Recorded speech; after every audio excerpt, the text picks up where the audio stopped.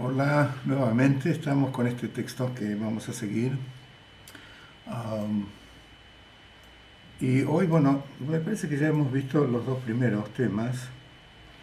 Los mejores eruditos son los que han vivenciado la ausencia de identidad y las mejores personas íntegras son aquellas que han domado su mente.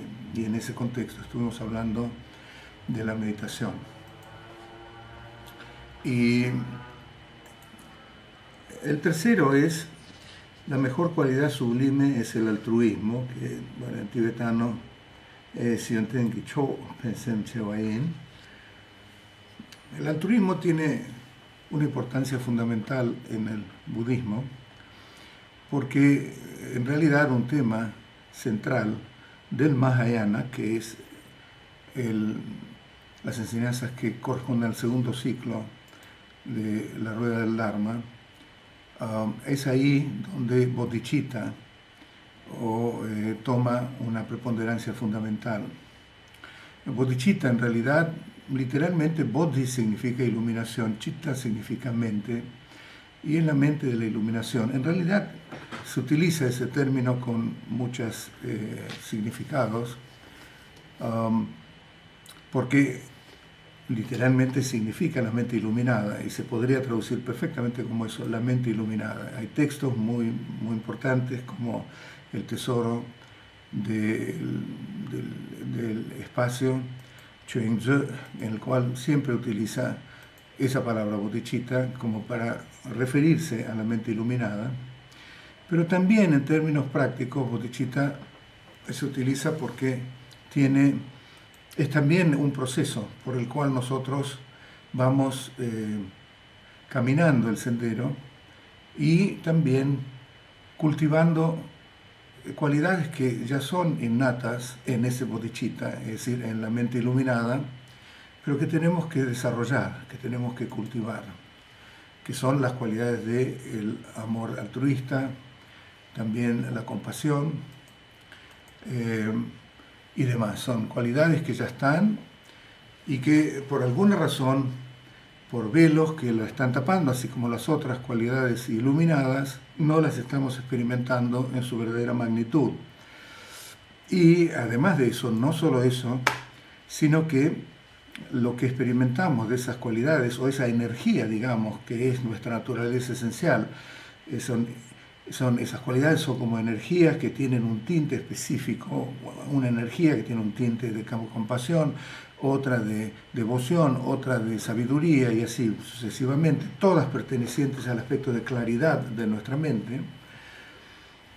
No solo que no las experimentamos en su total magnitud, sino que además las experimentamos de una manera distorsionada por efecto de toda esta estructura egoica que hemos creado y que hace que todas expresiones de estas cualidades, de vuelta, que son innatas y perfectas en sí mismas ya mismo, bueno, al atravesar todas las defensas del ego y toda la cantidad de distintas condiciones que hemos estado experimentando y que forman parte de toda esta estructura del yo, que soy yo, mi persona, que soy yo, mis sensaciones, mis opiniones, mis traumas, mis facultades, también mis limitaciones, todo ese tipo de cosas.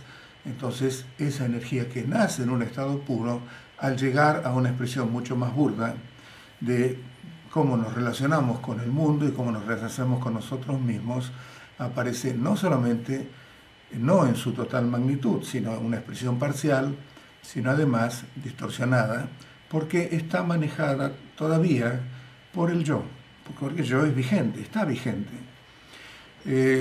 No es fácil, digamos, superar este egocentrismo, no es una cosa que podamos decidir como una resolución que hacemos en un día y decir hoy no voy a tener el yo, porque realmente, lamentablemente, es una estructura que está muy, muy asentada en todo nuestro sistema cognitivo y en todos nuestros distintos aspectos de la conciencia.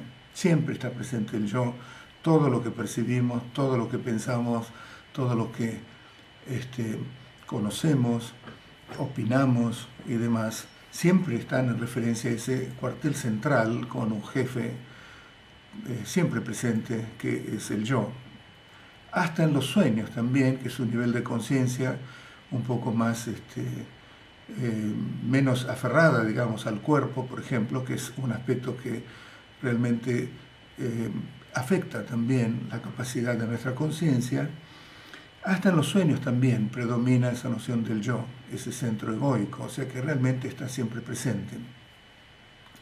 Ahora, como vimos anteriormente cuando empezamos a buscar ese yo, en realidad llegamos a la conclusión de que no hay ese yo tan sólido y que el yo en realidad es un cúmulo fenomenal de hábitos en base al cual entonces surge esa noción del yo con sus distintas características. Hábitos de todo tipo, esos hábitos los hemos empezado a formar desde tiempos sin comienzo, porque se habla siempre de que es un continuo fluir de nuestra conciencia que al no ver la verdad absoluta, es decir, a no trascender esa idea equivocada que tenemos del yo, entonces continúa de vida en vida y se va manifestando en distintos aspectos o distintas existencias, sino que en realidad cuando estamos viendo, ¿no?, ese tipo de aspectos que son los que forman el yo, además de lo que ya traemos de bagaje antiguo, por así decirlo, porque todo lo que hacemos con el karma deja un tipo de impresión que queda ahí y de alguna manera va creciendo, se va transformando, lo que fuere, y manifiesta un resultado específico. Bueno, todo eso se va manifestando como lo que se llaman patrones habituales, que están siempre centrados en el yo, es decir, egocéntricos. Pero además, desde que nacimos también, que es la época más consciente que tenemos, porque desde ya no nos acordamos de lo que éramos ni la vida pasada, y mucho menos de las otras vidas, desde que nacimos hasta ahora siempre hemos estado en esa dirección, siempre fomentando, cuidando, fortaleciendo ese territorio del yo, simplemente porque, bueno, no está fundamentado en la verdad, sino que está fundamentado, como vimos, en suposiciones que están equivocadas y por lo tanto hay que apuntalarlo constantemente con tipos de defensa, tipo agresión, también apegos y celos y orgullo y todas las demás aflicciones que no forman parte de nuestra naturaleza esencial, pero que son muy activas en la formación y perpetuación de estos hábitos. Entonces acá se nos está diciendo que en realidad nuestra naturaleza esencial, el bodhicitta, esa mente iluminada, bueno, en ella no existe ninguna de estas aflicciones como los celos, el orgullo, el apego, la agresión, el rencor y demás. Y sin embargo, eso es lo que en realidad para nosotros es parte de nuestra naturaleza humana, es decir, que forma parte de este paquete. Bodhicitta se la puede definir no solamente como esencialmente lo que es la mente iluminada, sino también es a un nivel más práctico, y ahí es lo que más tenemos a mano, que es, bueno, ¿qué hacemos con nuestra vida? ¿Qué hacemos con este camino del Dharma? ¿Por qué estoy caminando en el Dharma? ¿Qué es lo que me está dando el impulso para hacer las prácticas y para aspirar a la iluminación? ¿Es una cuestión personal? Porque me dijeron que entonces voy a llegar al nirvana.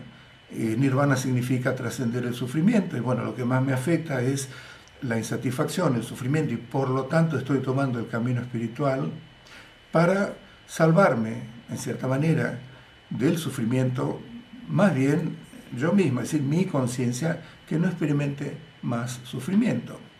Y eso Buda también lo encargó, porque las primeras enseñanzas que dio, seguramente de acuerdo con la situación que existía en ese momento, social, de creencias y otro tipo de factores, bueno, lo primero que presentó como enseñanzas estaban dirigidas a ese tipo de personas, personas que realmente lo que prima en ellos es la experiencia de sufrimiento, que la contraparte de la búsqueda de la felicidad, pero principalmente trascender el sufrimiento.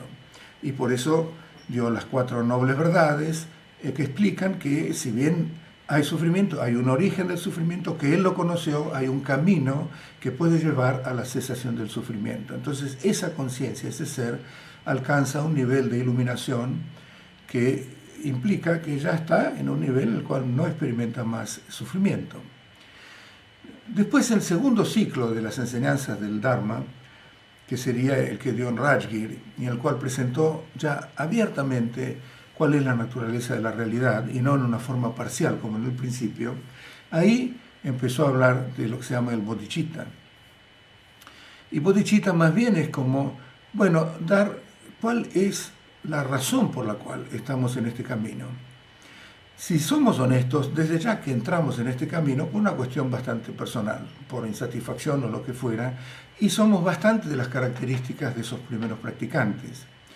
Pero como la mente nuestra cambia, y la podemos ir modelando y cambiando de acuerdo con una orientación determinada, entonces el Mahayana se toma así, está bien, uno puede empezar de esa manera, pero desde el principio tenemos que empezar a clarificar por qué estamos en este camino. Y entonces el bodhicitta es como el faro que nos está indicando a dónde tenemos que dirigirnos o por qué estamos en este camino. Y entonces una definición muy apropiada del bodhicitta es la aspiración que uno tiene, es decir, la intención por la cual está en este camino, para alcanzar la iluminación en aras del beneficio de los demás seres. Por supuesto que ahí también uno se beneficia, porque si uno alcanza la iluminación, entonces también se liberó del sufrimiento y también trabaja para los demás seres. Es decir, que hay dos propósitos ahí que están contemplados y que son los dos válidos. Es decir, no es que completamente los demás seres, uno también está involucrado, pero hay una gran diferencia. Uno puede decir, bueno, pero entonces, ¿cómo es eso? Parece como una cuestión media hipócrita, porque uno quiere alcanzar la iluminación, dice que lo hace para beneficiar a todos los seres, que se entrega a todos los seres, pero también parte de ese paquete es que uno se ilumina. Está bien, uno se ilumina también, pero ¿cuáles son las razones por las cuales se ilumina? Y no hay hipocresía ahí, porque las razones por las cuales se ilumina es por una toma de conciencia de cuál es la mejor manera de ayudar a los demás seres. Una manera de ayudarles es el altruismo común, el altruismo que existe en nuestras sociedades, las sociedades de caridad, las distintas sociedades con los planes, con esto, con lo otro, Cruz Roja, pero un montón. Digamos que el altruismo, como se entiende en nuestra cultura, es, bueno, trabajar por la gente destituida, por los pobres, por los enfermos, por la educación, por un montón de cosas que es totalmente loable y totalmente perfecto. Pero acá se nos está diciendo, bueno, pero es una cuestión de una ayuda temporaria, porque en realidad la ayuda más grande que le podemos dar a alguien es indicar un camino que certeramente lo puede llevar a la completa eliminación del sufrimiento, no a una, como a un alivio parcial del sufrimiento temporal que está experimentando en ese momento. Entonces, por eso es que uno está aspirando a la iluminación, pero no ya por una cuestión personal, sino porque realmente se da cuenta de que esa es la mejor manera de ayudar a los demás seres a alcanzar esa liberación del sufrimiento. ¿Por qué en realidad? ¿En qué se basa el bodhicitta? Justamente en esa base de que es la mente iluminada. Mente iluminada y bodhicitta, aspiración, están muy conectadas. Todos queremos ser felices, nadie quiere sufrir. Y no sabemos bien por qué es eso, porque no es una cosa privativa de los seres humanos, porque eso no hay ninguna duda de que ese es nuestro objetivo en nuestra vida, es decir, ser felices desde que nacimos hasta ahora, la educación que recibimos y todo lo demás está siempre centrado en eso, en ser felices y evitar las situaciones de sufrimiento. Cuando hay una situación que vemos que es amenazante para nuestra felicidad y que puede terminar en sufrimiento, como algunos síntomas de una enfermedad, uno enseguida se preocupa, como una enfermedad propiamente dicha, como la pérdida de un ser querido y un montón de factores que en realidad uno no domina, pero que van sucediendo porque nadie puede dominar a los fenómenos. Entonces eso es sufrimiento que es parte de nuestra vida y que en realidad no contradice, digamos, el propósito nuestro fundamental, que es ser felices. También extenderlo a los demás hasta un cierto círculo de gente central, pero cuando extendemos esa actitud de que los demás sean felices y lo extendemos bastante restringido, un círculo personal, ahí también hay bastante interés personal, porque si los demás son felices, entonces una persona que los ama, que los quiere y que está preocupado por la situación de los demás, también se vuelve feliz. Pero de cualquier manera, ¿cuál es ese empuje? ¿Por qué hay esa consigna no solamente en los seres humanos, sino también en los animales? Los animales no les gusta sufrir. Los animales quieren dentro de su capacidad más limitada que los seres humanos, pero siempre se nota que ningún animal le gusta sufrir. Es decir, que en realidad es algo que está común a todos. Y ahí vamos de vuelta. ¿Se acuerdan cuando hablé un poquito de lo que Buda expresó luego de la iluminación como descripción de lo que era ese estado trascendente? Y ahí dijo, es la paz, es profundo. ¿Se acuerdan? Es la paz. La paz significa que básicamente, esencialmente, nosotros tenemos un nivel de bienestar, un nivel de amor, por así decirlo, de calidez básica, de amor esencial, que significa un estado de bienestar que uno tiene con sí mismo, pero no porque hay una condición en base a la cual entonces uno logró ese bienestar, que es, como en general entendemos ese tipo de amor o ese tipo de bienestar, ¿no es cierto? Es decir, tengo bienestar porque alguien me quiere, tengo bienestar porque en este momento estoy muy cómodo, porque me fue bien en un negocio, porque conquisté a tal o cual persona, o porque me compré una nueva cosa. Siempre hay como algún objeto en base al cual entonces yo experimento el bienestar. En cambio, este bienestar, al ser innato, al ser parte de nuestra naturaleza esencial y trascendente, es algo que no necesita ningún tipo de causa, ningún tipo de condicionamiento. Simplemente uno está bien. Estoy bien y no hay ninguna razón por la cual esté bien. Estoy bien porque esencialmente se está manifestando en mí, ya que me estoy acercando bastante a mi naturaleza, se está manifestando ese estado de paz, de contentamiento, que no es tampoco una euforia, tampoco es placer, porque el placer, por supuesto, tiene su limitación. Es decir, yo puedo tener placer en comer, qué sé yo, un helado, pero si me como 5 kilos de helado ya deja de ser un placer. O sea que el placer tiene la limitación. En cambio, este bienestar, como es innato y está siempre presente, se empieza a manifestar en nosotros y cuando se manifieste, en realidad es una cosa que es muy genuina, es nuestra. Ahora, ¿por qué no podemos experimentar eso que tiene más duración o que perdura un poco más? Porque realmente están los velos, las distintas aflicciones, toda esta estructura que siempre está interesada en lograr ese bienestar, deliberadamente, con esfuerzo, por una cuestión de que está el ego ahí manejando las cosas, y el ego es ineficiente en ese sentido. Que es ineficiente no podemos cuestionarlo, especialmente en este tipo de audiencia, porque si no, no estaríamos en este camino del Dharma. Si fuera eficiente el ego en lograr esos objetivos de conseguir la felicidad y evitar el sufrimiento, bueno, estaríamos como los devas, digamos, que nunca experimentan sufrimiento hasta el momento de su muerte, pero tampoco tienen un impulso para seguir algún tipo de salida a ese tipo de... para conseguir algún tipo de salida a ese estado de situación, ¿no es cierto? Entonces, en realidad, si estamos buscando a través de un camino espiritual una salida, un nivel, digamos, de vida mucho más rica, mucho más con paz, mucho más con ese bienestar fundamental, bueno, eso es porque estamos experimentando sufrimiento. El ego no es eficiente. No podemos seguir apostando todas las fichas siempre a lo que el ego quiere hacer. No es que el ego es un monstruo que vive con nosotros. El ego significa ese cúmulo de patrones habituales que forman en nosotros una idea muy sólida de un ego muy sólido. Pero al ser patrones habituales, en realidad son como vientos. Y entonces si contrarrestáramos esos patrones habituales que fortalecen, que mantienen, que soportan, que fomentan también esa estructura egoica, bueno, entonces vamos a estar haciendo un trabajo de socavar esa situación en la cual el ego es lo que predomina y lo que manda, y parcialmente o habitual, digamos, eventualmente, vamos a ir acercándonos a nuestra verdadera naturaleza, que está libre de esa noción de egocentrismo. Es así de simple, en cierta manera, la presentación.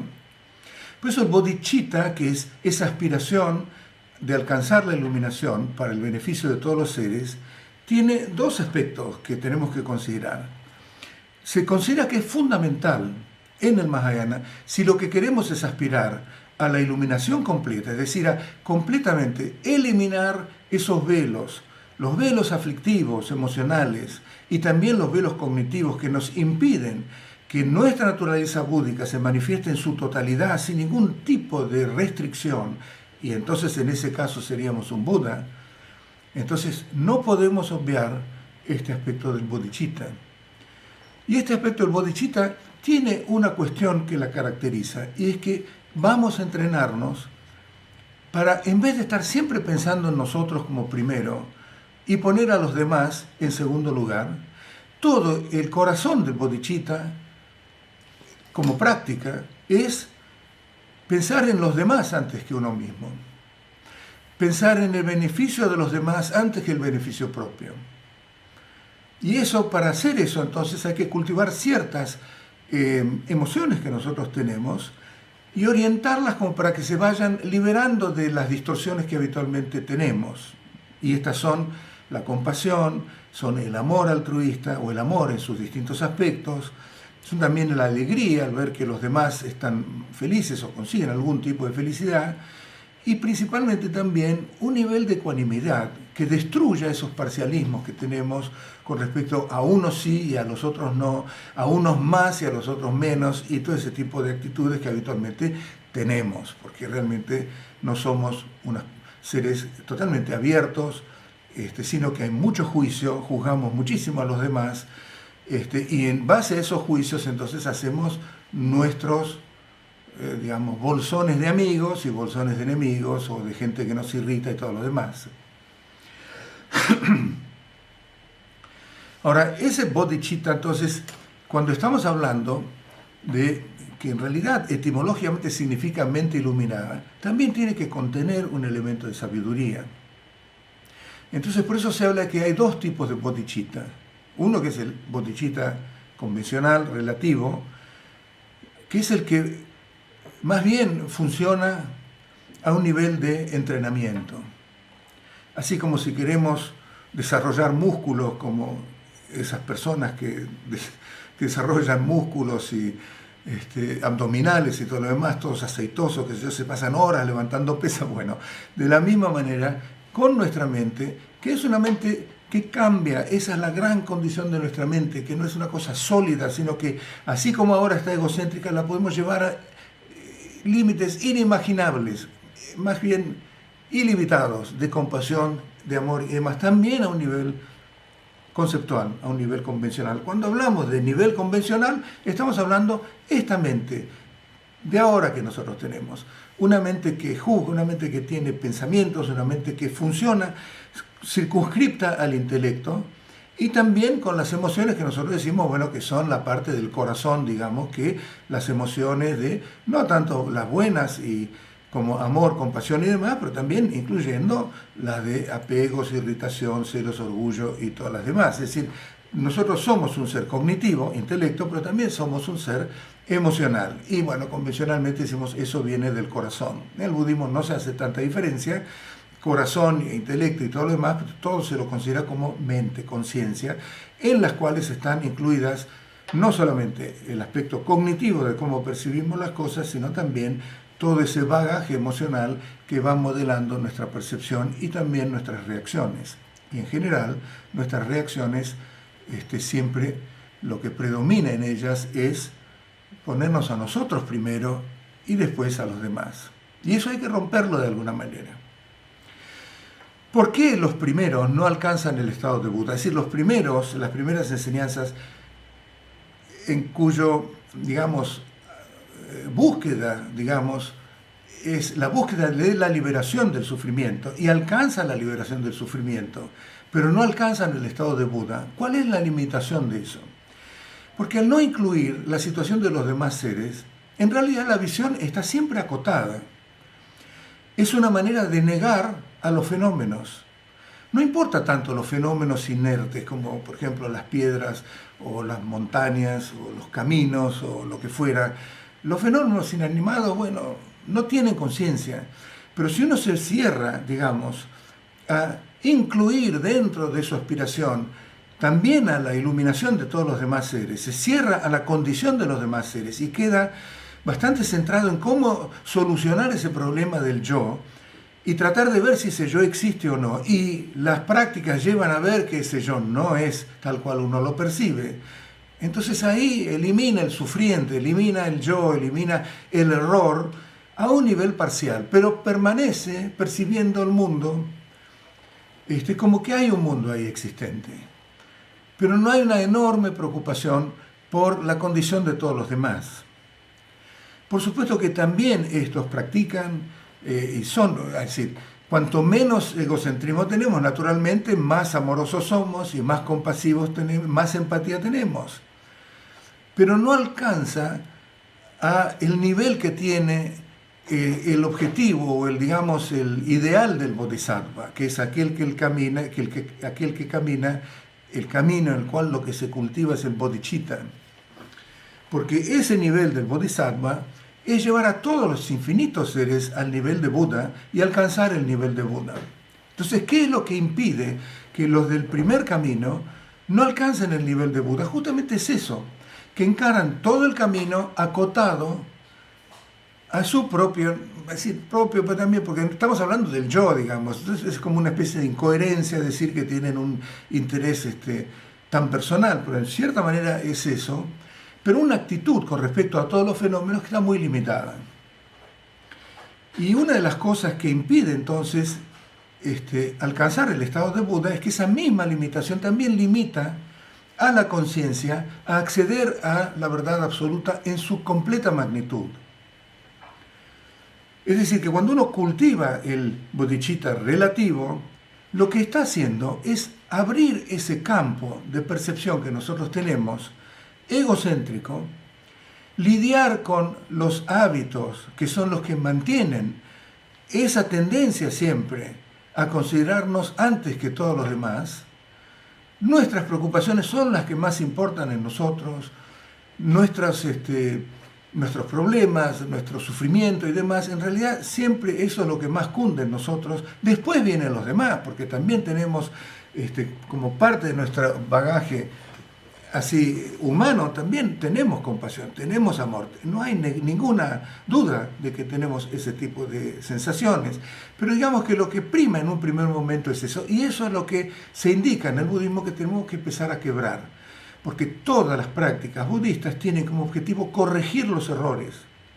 Y si lo que estamos haciendo es constantemente sostener, fomentar el error del centro egoico, bueno, ahí no vamos a avanzar hacia una completa iluminación. Entonces, a nivel convencional, a nivel conceptual, así como estamos ahora, donde lo que cunden son los hábitos, bueno, generemos hábitos que vayan socavando esa fuerza del yo, que vayan socavando ese territorio tan presente, en el cual, a través del cual en realidad nos relacionamos con los demás y percibimos a los demás. Eso es el bodhicitta relativo. Pero también está el bodhicitta absoluto. Y el bodhicitta absoluto es siempre, en todo camino budista, tiene que haber el aspecto de sabiduría, y sabiduría, como ya lo vimos tanto, es el conocimiento de la naturaleza esencial de todos los fenómenos y de uno mismo. Es decir, a nivel absoluto, cuál es la naturaleza absoluta de la realidad. Entonces, eso es el bodhicitta absoluto, que es, por supuesto, el conocimiento de la vacuidad, a partir de la cual, entonces, todo se percibe como si fuera un sueño, una película, una ilusión o una cuestión de una apariencia, un espejismo, etc. Hay 12 ejemplos de ilusión. Ahora, este bodhicitta relativo también tiene dos aspectos.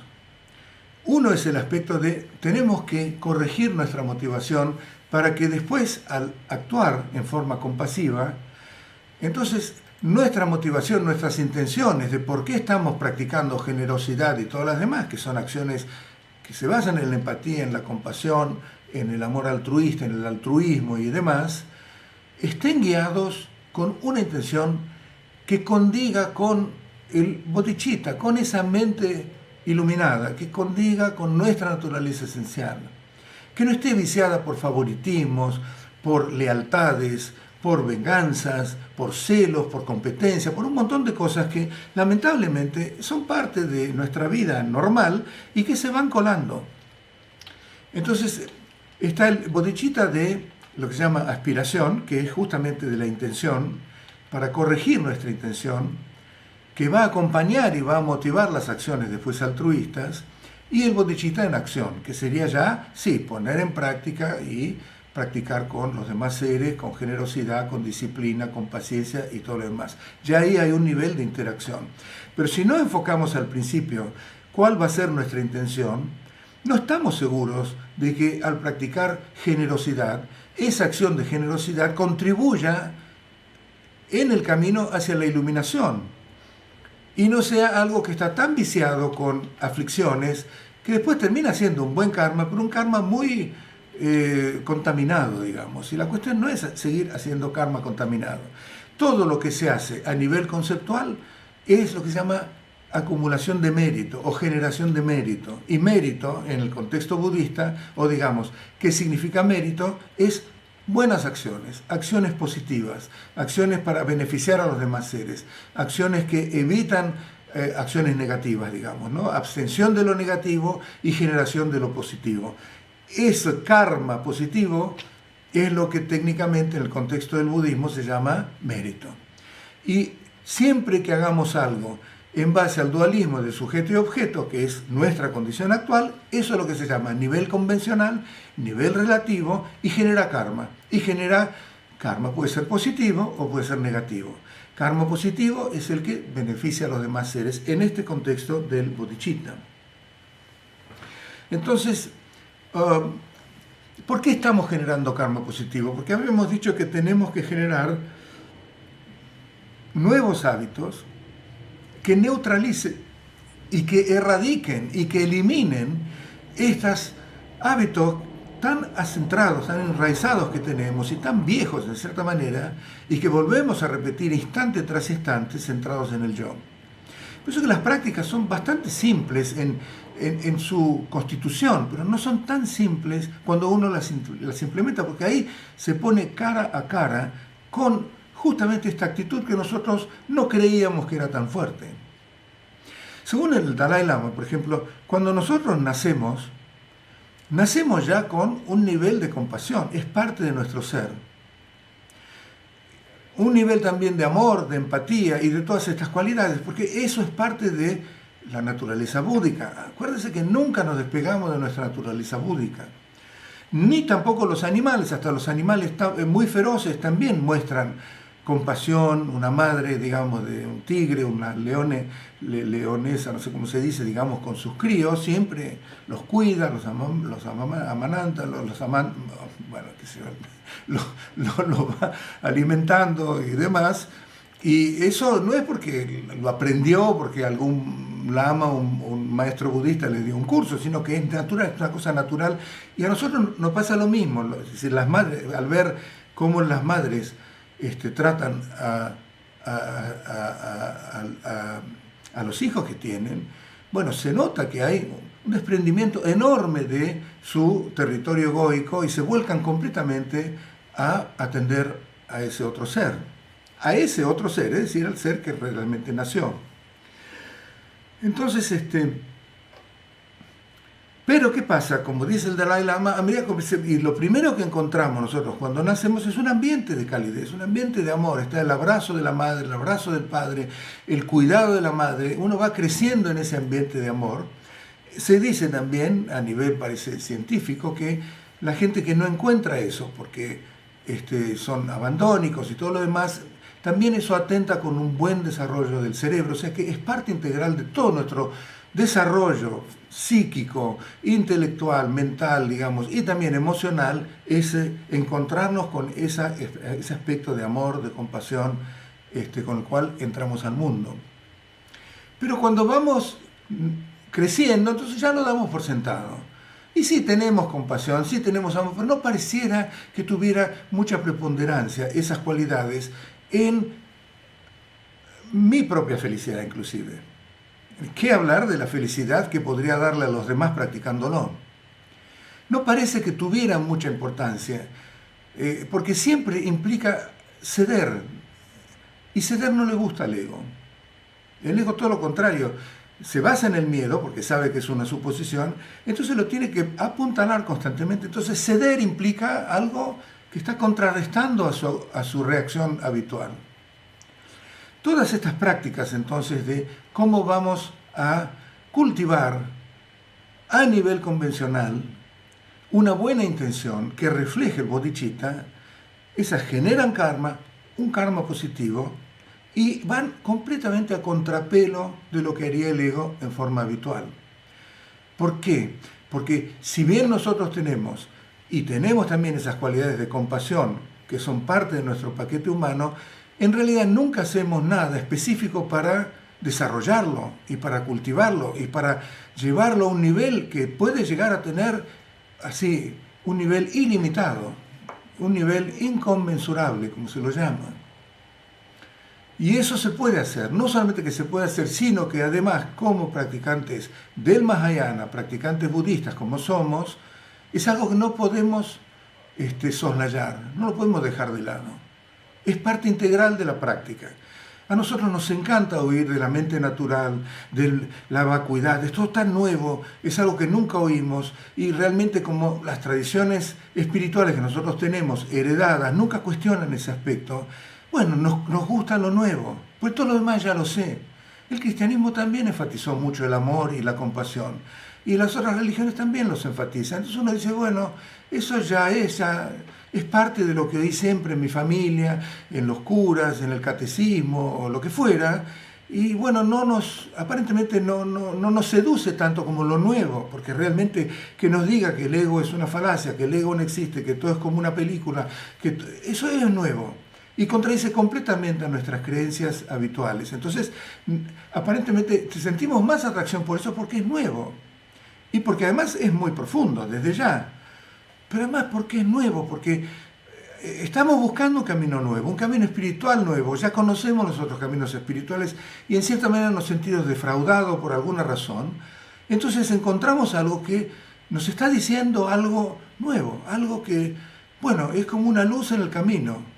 Y por eso entonces siempre queremos o nos sentimos más inclinados en eso, en la naturaleza de la mente que es como el espacio infinito que está abierta, en la vacuidad, en la claridad y todo ese tipo de cosas que son muy, muy atractivas.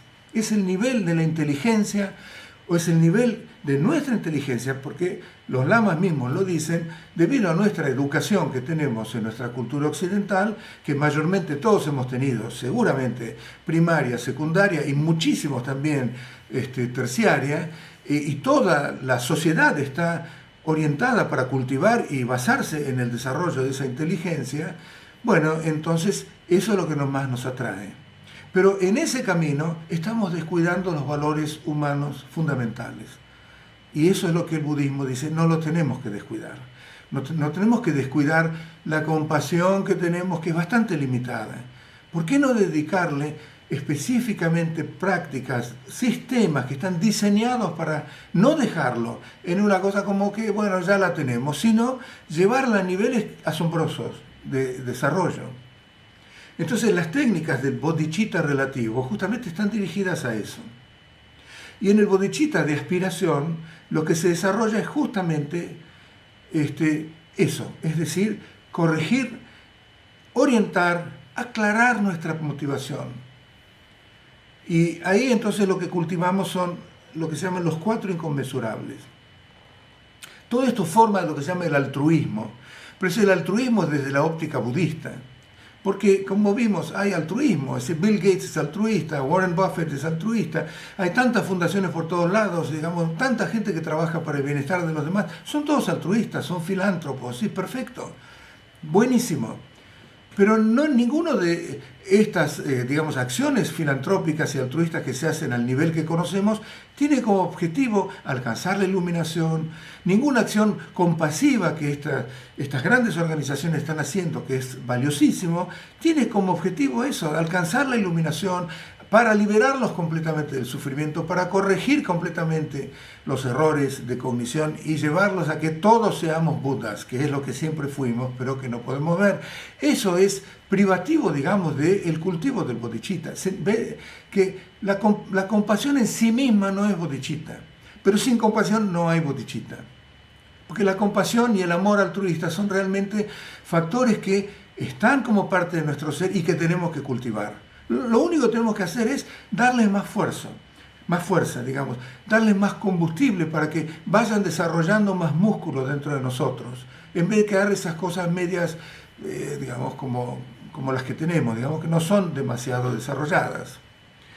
Entonces se empieza primero con el desarrollo del amor. Hay muchos tipos de amor.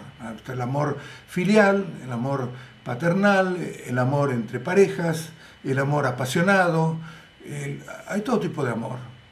Pero todos estos tipos de amor que nosotros conocemos siempre tienen alguna influencia del apego o de algunas otras cuestiones, como los celos, por ejemplo, o como la envidia. Siempre hay, mezclado con ese amor, hay algún tipo de aflicción que lo está contaminando.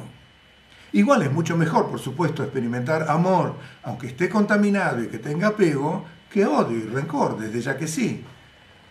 O celos exclusivos, o orgullo, o lo que fuera, en donde no entra mucho el amor, porque uno está excluyendo.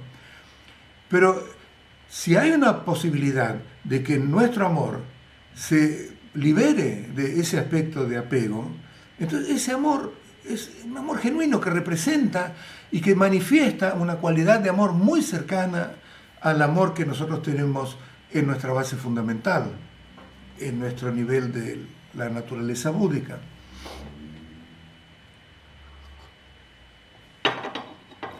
Ese amor igual no es solamente amar a todos los demás seres, y la definición de amor en realidad es ese anhelo que uno tiene de que los demás seres sean felices, que encuentren las condiciones que les da felicidad y por supuesto en un nivel absoluto que alcancen el estado de Buda, la liberación, todos esos aspectos que estamos tratando de encontrar. Pero además también nosotros somos parte de los demás seres. Entonces tenemos que empezar por amarnos a nosotros mismos. Amarnos a nosotros mismos, por supuesto que no es amarnos porque somos tan buen mozo, tan linda o tan lo que fuera, o porque somos tan inteligentes o porque tenemos tanto... No es ese nivel de amor tonto y estúpido del que estoy hablando. Amarnos a nosotros mismos es, fortalecer esa convicción de que esencialmente somos un Buda y que todo lo demás a la luz de eso es una construcción arbitraria que se ha formado que en realidad no tenemos que darle tanta importancia y que podemos también trascender. Ese amor hacia nosotros mismos es encontrar ese amor esencial del cual hablé, que es más bien un bienestar, que es parte de nosotros, que se experimenta en nosotros y que no está ocurriendo porque hay una cierta situación, una cierta condición, una interacción con alguien, algo que sucedió en base al cual entonces yo experimento el amor. Porque si no, esos serían como antídotos, y los antídotos lo que hacen es crear una dependencia. Acá estamos hablando de un bienestar con nosotros mismos. Me siento bien conmigo. Me siento bien porque encontré dentro de mí mismo un espacio en el cual ya las situaciones, las emociones, las aflicciones, los golpes de celos, los golpes de odio, las irritaciones, no nos golpean tanto y provocan una reacción, sino que hay un espacio interior que encontré en el cual me siento con paz, porque estoy bien conmigo mismo, y que actúan como una especie de camuflaje en cierta manera. No es una buena palabra, pero digamos que las acciones no nos golpean directamente, porque primero entran en ese estado de calidez, de bienestar, de estar bien con uno mismo. Entonces, en vez de reaccionar inmediatamente como hacemos habitualmente, que en general es egocéntrico, respondemos. Y respondemos desde ese espacio. Ahora, ¿qué es ese espacio? Ese espacio, ¿cómo lo conseguimos? No se puede comprar, lamentablemente, no se puede inducir por ahí con alguna droga, no sé muy bien, pero esa droga se termina, a menos que uno esté drogado día y noche, que es una locura, esa droga se termina, es una cuestión, digamos, totalmente irreal, es una especie de antídoto ridículo en este contexto. Ridículo porque sabemos que parte de nosotros es ese amor, es ese bienestar fundamental, es ese amor incondicionado, ese amor esencial que podemos encontrar. Y que ocurre cuando encontramos un espacio interior que no nos lo da nadie, sino que lo hemos descubierto nosotros y que es una expresión de nuestro ser. Las prácticas que vimos el otro día, las prácticas de meditación de shamatha, por ejemplo, ayudan muchísimo.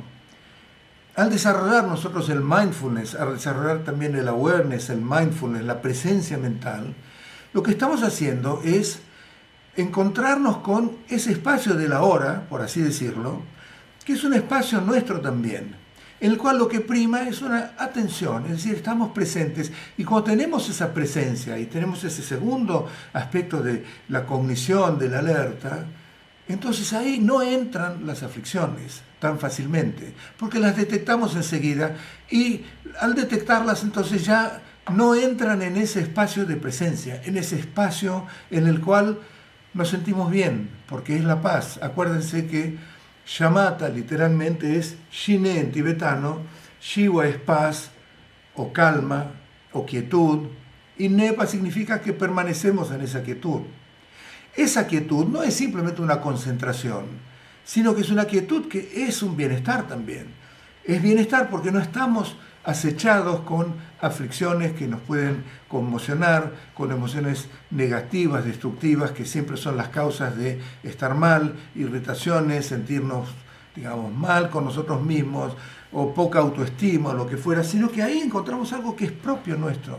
Es como realmente encontrar una joya dentro de nosotros, que entonces ya hace que nos sintamos bien con nosotros mismos. Es el primer paso del desarrollo de ese amor altruista, por así decirlo, que es el primero de los 4 inconmensurables. Cuando hemos encontrado eso, cuando hemos encontrado que realmente no hay por qué perseguirse tanto, no hay por qué tirarse tantas pálidas, no hay por qué estar tan, digamos, preocupado por nuestro propio centro, por nuestro propio bienestar, sino empezar a pensar en los demás también, en nosotros mismos, haber encontrado ese amor y que estamos bien con nosotros mismos. Entonces, cuando ya empezamos a interactuar interactuar con el bienestar de los demás, lo vamos a hacer desde una base muchísimo más pura, mucho más genuina. No vamos a extender amor siempre esperando algún tipo de respuesta. El amor no tiene precio ya. El amor no es algo como una mercadería que nosotros estamos intercambiando con los demás. Y que, por supuesto, entonces, involucrado a eso, hay como una expectativa de una respuesta. Es un amor que uno extiende y llega un momento en que en realidad no importa mucho cómo responden los demás. Porque, bueno, uno lo extiende porque es parte de la extensión de estar bien con uno mismo, entonces uno está bien con los demás. Eso es, digamos, lo que significa amor altruista. Es decir, es anhelar que los demás tengan felicidad. Para desarrollar esto, además de una práctica de calma, es decir, primero calmamos nuestra mente y una vez que tenemos nuestra mente calma, entonces empezamos a practicar ya imaginando a un ser muy querido nuestro. En general, bueno, tradicionalmente en la cultura tibetana se empieza con la madre de uno, porque es innegable que nuestra madre nos ha dado muestras de su, ¿cómo se llama?, no de su egocentrismo, sino todo lo contrario, sino que si no hubiera sido por ella, cuando éramos bebitos y demás, si hubiéramos crecido, hubiera sido imposible crecer como crecimos. Pero bueno, aparentemente en Occidente eso no funcionó muy bien, porque con la cuestión de la psicología y demás, los lamas encontraron que había mucha gente que tenía problemas con sus padres. Entonces no era posible utilizar ese tipo de actitud. Pero bueno, siempre hay alguien que uno quiera. más, porque en ese momento realmente será, bueno, si no es un padre, será la pareja, será un hijo, una hija, o inclusive será alguna mascota, o no que sé, cualquiera. Es decir, siempre alguien tiene a alguien que ama. Se decía que Hitler seguramente no quería a nadie, pero a su perro lo quería, o sea que a alguien quería. Pero desde ya que Hitler no creo que haya cultivado el bodhicitta, pensando en su perro en una primera instancia. Entonces, bueno, pero nosotros entonces ponemos a alguien así, desarrollamos, empezamos a sentir ese amor por la persona o por el ser que estamos ahí enfocando. Y entonces empezamos a imaginar que tiene toda la felicidad que esa persona quiere. Y luego de experimentar esa felicidad por alguien, que es lo más fácil porque realmente la amamos, ahí empezamos a poner a alguien neutro, alguien que por ahí tenemos conocimiento, pero alguien, qué sé yo, la cajera de un supermercado, alguien en la estación de servicio, qué sé yo, alguien que vemos regularmente y que en realidad es neutro porque no forma parte, digamos, de nuestro círculo, y extendemos también el amor ahí. Hasta ahí va bastante fácil. El tercer paso es bastante, hay que verlo porque en realidad casi no estamos arriesgando nada, estamos sentados sobre un almohadón, haciendo una práctica formal de meditación, haciendo una meditación analítica en la cual imaginamos cosas, pero ahí nos imaginamos con alguien que realmente puede ser un enemigo, puede ser alguien que nos estafó y nos hizo sufrir mucho durante varios años, con penurias económicas y demás, alguien que se fue con nuestra pareja, un amigo íntimo que se fue con nuestra pareja. Hay muchas situaciones que ocurren en ese sentido, alguien que realmente nos irrita, por no decir que realmente odiamos, que realmente nos causa como un rechazo muy grande. Y ahí empezamos a imaginarnos, bueno, no importa lo que sea, digamos, ya no es el amor que estamos extendiendo, lo estamos extendiendo no para aumentar su confusión de la ignorancia, sino bueno, pero que sea feliz, que busque lo que quiera, y de esa manera vamos a ver bastante las resistencias que tenemos a hacer eso. Esas resistencias, eso está indicando nuestro nivel actual y habitual en cuanto a lo que significa el egocentrismo. Justamente es para hacer esas resistencias que hacemos este tipo de práctica. La primera vez va a ser difícil, la segunda vez va a ser un poquito más fácil. ¿Por qué? Porque estamos habituándonos a cambiar la situación. Luego desarrollamos lo que se llama la compasión. La compasión es un poco más difícil. El primer caso tiene aspectos románticos en cierta manera, porque como es el amor, la felicidad, el bienestar y todo ese tipo de cosas, en realidad, bueno, es algo que nos gusta. Pero el segundo es la compasión. Y la compasión en realidad es un contacto con el sufrimiento de los demás, porque es el anhelo que los demás seres se liberen del sufrimiento. Y eso significa que tenemos una empatía ya no por la felicidad de los demás, sino una empatía por el sufrimiento de los demás. Y ahí empezamos a imaginar lo mismo que anteriormente. Imaginamos a nuestro ser querido que está atormentado, que de pronto tiene una enfermedad terminal. Bueno, eso mejor no, pero digamos, imaginamos algo que realmente lo aqueja, que realmente tiene un problema, que realmente está sufriendo mucho. Y bueno, ¿de qué manera reaccionamos nosotros? Pero tenemos que imaginar que la persona o el ser ese está sufriendo mucho de algo. ¿Ok? Eso lo dejo, digamos, librado a cada uno. Encontrará algún tipo de mecanismo como para que haya una respuesta de parte nuestra hacia compasiva, digamos, de empatía, como para tratar de ayudarlo de alguna forma. Bueno, una vez que hemos sentido esa compasión, entonces la volcamos al neutro y después la volcamos también a la persona que nos irrita o al enemigo. Eso es el cultivo de la compasión. Entonces, el amor es, digamos, como la raíz de todo. Después el tallo es la compasión. ¿Okay? Ahí empezamos ya a comunicarnos con los demás, pero ya enfocados en el sufrimiento de los demás. Todo esto es sobre un almohadón. Todavía no hemos entrado en interacción y en actuar en forma compasiva, con paciencia, con generosidad y con todo lo demás. Estamos corrigiendo, fortaleciendo nuestra intención, haciendo mucho más abarcativa. El tercero es la alegría. Es decir, bueno, alegría, ahí tiene varios aspectos que tenemos que considerar. En general, tradicionalmente, es la alegría que sentimos cuando vemos acciones positivas que hacen alguien. O cuando vemos que una persona encontró algo que estaba buscando, le trajo felicidad. Por ejemplo, estaba de pronto, le hicieron una promoción en el trabajo y la vemos contenta. En general lo que pasa, automáticamente cuando ocurre algo así, cuando nuestra expareja, por ejemplo, ya tiene una nueva pareja, entonces por ahí tenemos un primer momento de celos. ¿Pero por qué si ya está feliz? Al principio desarrollamos la felicidad, que sea feliz la gente, que todos los seres sean felices, pero cuando son felices reaccionamos con ese tipo de celos o de envidia o algo así. No tiene razón de ser en este contexto. Entonces, ese tercero es, bueno, cuando son felices tenemos la empatía. Empatía no es solamente empatía con la infelicidad o con el sufrimiento, sino que empatía es también con la felicidad de los demás seres. Entonces es compartir esa felicidad. No es tan difícil eso. Fíjense cuando uno ve en televisión puede ser una película de ficción o puede ser algún acto que se muestra en algún documental, cómo una persona benefició a tanta gente, que le costó muchísimo, pero que benefició a tanta gente. Y entonces, a veces uno se emociona más y se alegra más con acciones positivas que cuando ve tragedia, por ejemplo, que tiene que ver con el sufrimiento, digamos. Por eso es parte del tercero, es decir, sentir una alegría en contacto con algo que es bueno. Y nosotros tenemos en nuestra vida muchísimos aspectos buenos, que en realidad no tomamos tanto en cuenta. Por alguna ocasión, alguna condición media neurótica que tenemos, en realidad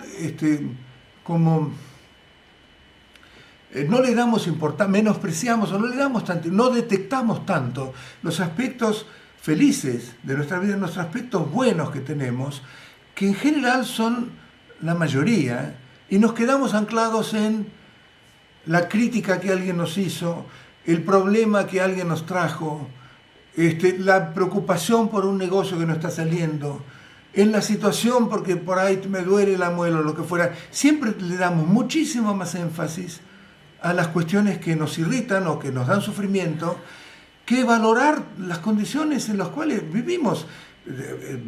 Observemos eso, porque eso es importante también. Observemos cómo es el transcurso de un día nuestro. Vamos a ver que tenemos muchísimos más momentos de alegría, de felicidad, de bienestar, que momentos de sufrimiento, propiamente dicho. Hay sufrimiento, por supuesto, pero también un nivel convencional, una cierta alegría que nosotros tenemos. Bueno, valoremos eso también. Si tenemos una computadora, por ejemplo, durante 7 años la computadora nunca nos trajo problemas. Desarrollamos enorme cantidad de cosas con esa computadora, enorme cantidad de planillas de cálculo, de escritos, de discursos, de lo que fuera. Y un día tengo una presentación y se me rompe la computadora y no puedo presentarlo. Entonces voy a la oficina y no puedo presentar eso en la computadora porque se me rompió. Ahora, de ahí en adelante, esa marca de computadora ya es como, ya estamos tan desilusionados, se lo contamos a toda la gente de la oficina, nos pasamos horas, mandamos Instagram, mandamos también Facebook, lo que nos pasó con la computadora, que ahí perdí, no pude hacer la presentación y el jefe, lo que fuera.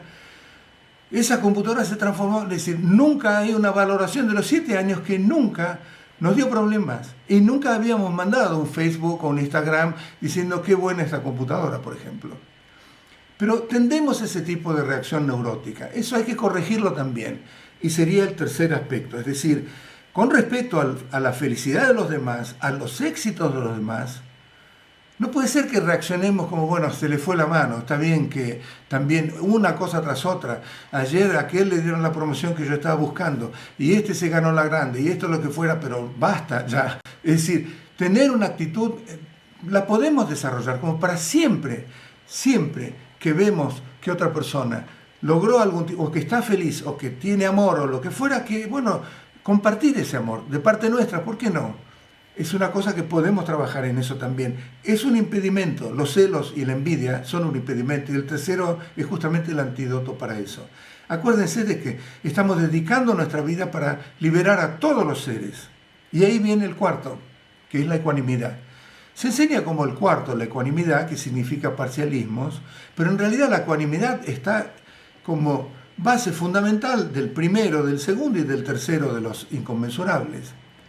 Ecuanimidad significa que no hacemos favoritismos, que no vamos a desarrollar mayor amor por nuestro círculo íntimo y hay como grupitos, y está el club y el no club, y el adversario y el no adversario, aquellos no y estos sí. Empezamos a cultivar que todos son iguales y que así como tengo amor con mi familia también, empiezo a extenderlo para tener amor por todos los demás seres. Llegado un momento va a ser un amor que va a ser bastante igual hacia todos, por no decir totalmente igual. Eso es lo que significa inconmensurable. Es inconmensurable porque el nivel de amor es fenomenal, es decir, no se lo puede medir, y porque también está dirigido a todos los infinitos seres. Parece increíble. Ahora uno puede decir, bueno, pero no, es decir, bueno, uno empieza, ahí eso no quiere decir que entonces tenga que ir en contra del amor que tiene por su familia y por sus seres queridos, su círculo de amigos, todos los que en última instancia contribuyen también a la felicidad de una persona, porque es un círculo de amor en el cual uno se va moviendo y todos son parte también del amor, o digamos de la felicidad que uno tiene. Si siempre está centrado en el ego, lamentablemente. Pero no importa, esa es nuestra base de la cual partimos. Entonces uno no puede decir, bueno, como yo no puedo sentir amor por todos los demás seres, ¿por qué? Porque tengo mucho amor por mi familia y todo lo demás. No, entonces esa es la base. Entonces la cuestión es, así como yo quiero a mi familia, voy a empezar a extenderlo hacia todos los demás seres. ¿Ok? Y eso es así, lo mismo con la compasión y lo mismo también con el tercer nivel de el inconmensurable, ¿no? Entonces, de esa manera, practicando una y otra vez, sentado, así como nos sentamos para mirar la mente, para descubrir la mente natural, para desarrollar shamatha y todo lo demás, bueno, también dediquemos tiempo para desarrollar y para ir eliminando todos esos obstáculos que nos impiden que florezca dentro de nosotros un amor genuino, no contaminado, una compasión también no contaminada, y también los otros, inconmensurables. Hay una práctica específica que se hace para desarrollar esto, que es muy conocida, que se llama Tonglen. Tongwa significa significa mandar, ¿no? O dar. Y Lempa significa recibir. Ahora, ¿qué es lo que estamos mandando o dando? ¿Y qué es lo que significa recibir? En esta condición actual, entonces nosotros empezamos viendo a todos los demás seres, los imaginamos, también de vuelta, podemos empezar con el ser querido, después con uno neutral y después con un enemigo, con alguien que nos irrita, pero ya utilizamos una técnica que va asociada a la respiración. En un principio por ahí va a ser difícil coincidir la velocidad de la respiración con evocar el sentimiento que se trata, es decir, hacerlo mecánicamente no sirve, sino que la idea es evocar el sentimiento. Entonces, Chuyal Rinpoche aconseja primero hacerlo sin, digamos, montar sobre la respiración la práctica. Y consiste en que cuando exhalamos, imaginamos que todo lo bueno nuestro, primero se empieza en realidad al inhalar, porque imaginamos que todo lo que afecta a los demás seres, los sufrimientos que tienen, el karma negativo, todo lo que tienen, lo inhalamos y lo absorbemos con nuestro amor, con nuestra compasión. Estamos decididos a ponerla a los otros antes que los demás, entonces yo lo inhalo y los libero de esa manera de su sufrimiento. Y cuando están liberados del sufrimiento, entonces le doy todo lo bueno que yo tengo, todos mis logros, mis cualidades, mis riquezas, mi felicidad, mis méritos, todo se los doy a los demás seres para que sean felices. Es decir, que cultivo amor hacia los demás seres, compasión tomando su sufrimiento. Parece una práctica media básica, media ridícula, no tiene nada de profundidad en cierta manera. Bueno, tiene una profundidad enorme. La gente que lo ha practicado y lo ha hecho en forma real, genuina, ha desarrollado compasión dentro del marco del bodhicitta, que después tiene una mente tan blanda, tan pura, tan refinada, que con muy poco descubren la naturaleza de la mente, la vacuidad y el aspecto, digamos, del bodhicitta absoluto. ¿Ok? Entonces esa es la práctica. Una vez que ya estamos de esa manera, digamos, rápidamente evocando el amor y evocando la compasión, ahí podemos empezar a unirla a la respiración, que es un buen vehículo. Se dice que es como el jinete montado sobre el cual va la compasión y el amor, la compasión y el amor. Bueno, es una técnica que podemos practicar. Bueno, uno puede decir, bueno, en realidad estuve practicando 1 hora y nadie se mejoró, no le saqué el sufrimiento a nadie y tampoco, digamos, yo me liberé porque sigo igual que antes. Esto es un ejercicio que estamos haciendo, pero no es un ejercicio que tiene que hacerse también honestamente, es decir, sentir, porque el objetivo es que realmente estemos dispuestos a hacerlo. Parece muy difícil, realmente parece muy difícil llegar a eso. Hay gente que lo tiene en forma espontánea, espontáneamente van a reaccionar de una manera compasiva, espontáneamente, porque lo tienen en su naturaleza. Si no es en una forma compasiva, entonces hay que hacerlo en forma manual. Y este ejercicio del Tonglen es un ejercicio que va a facultarnos a que desarrollemos la capacidad para que después sea una reacción, una respuesta natural a cualquier situación. Y si nos cuesta un poco entonces desarrollarlo a nivel de almohadón, entonces bueno, también hay formas en que cuando alguien necesita algo, desde ya que vamos a sacrificar algo de nosotros para ayudarlo. De hecho, es natural que nosotros querramos ayudarlo, todo el mundo quiere ayudar a los demás. Eso hay que ser muy maligno y gente que no conocemos tanto, que no tenga esa sensación de ayudar a alguien. En realidad la mayoría de la gente tiene una tendencia a ayudar a los demás. Si alguien se cae en una calle, enseguida hay 2 o 3 personas que van a ayudarla. Y no porque siguieron un curso budista, porque es algo normal, es parte de nosotros. Lo que está haciendo esto es que, bueno, entonces vayamos y ayudemos. Es decir, siempre implica un sacrificio de nuestra comodidad, o sí, una incomodidad, bueno, en este momento tengo que dejar tal cosa que estaba haciendo para dedicarme a esto otro, acompañar a alguien en un sanatorio, hacer algo como para aliviarle a la otra persona o al otro ser una situación por la cual está pasando, que es una situación desagradable para la persona, ayudarla de alguna forma. Bueno, podemos practicar eso. En realidad, en este momento estamos desarrollando esta intención para que después, cuando practiquemos lo otro, lo vayamos practicando con una actitud mucho menos contaminada. Pero eso no quiere decir que si se da una situación, digamos, no, yo en este momento estoy practicando la pureza de mi intención y no lo voy a ayudar. No, hay que hacer todo, ir, ayudar y después seguir también con el cultivo de los 4 inconmensurables, que en realidad son los que fijan que nuestra intención se vaya purificando cada vez más y se produzca de acuerdo y en sintonía completa con lo que significa el bodhicitta, es decir, a la aspiración hacia la iluminación para los demás seres. Todo esto del bodhicitta, en realidad, si uno lo ve, después viene el bodhicitta de acción, también a nivel convencional, y ahí lo vamos a ver la vez que viene, o en realidad el texto lo va a ir viendo uno por uno, cada uno de lo que se llama las paramitas. Igual me voy a referir a eso un poco la vez que viene. Igual hay una cosa que es importante de tener en cuenta, que todo lo que estamos hablando, si no acoplamos a esto el bodhicitta absoluto, que es el conocimiento de la naturaleza absoluta de la realidad, la vacuidad, la naturaleza fundamental de la mente y todo este tipo de aspectos de sabiduría del budismo, y nos dedicamos exclusivamente a esto anterior, bueno, esto es algo, entonces es algo muy bueno, es muy positivo, pero no nos va a liberar, no nos va a alcanzar. Es decir, lo que hace del bodhicitta algo tan especial es la presencia también del bodhicitta absoluto. Y es algo que muchas veces yo noto que la gente ignora, es decir, automáticamente el bodhicitta es como un vuelco completo al desarrollo de la compasión, al desarrollo del amor, que lo es, pero también está el bodhicitta absoluto. Si no integramos el bodhicitta absoluto, entonces, bueno, esta práctica no nos va a llevar a la iluminación. ¿Ok? Entonces, también el aspecto del bodhicitta absoluto es importantísimo.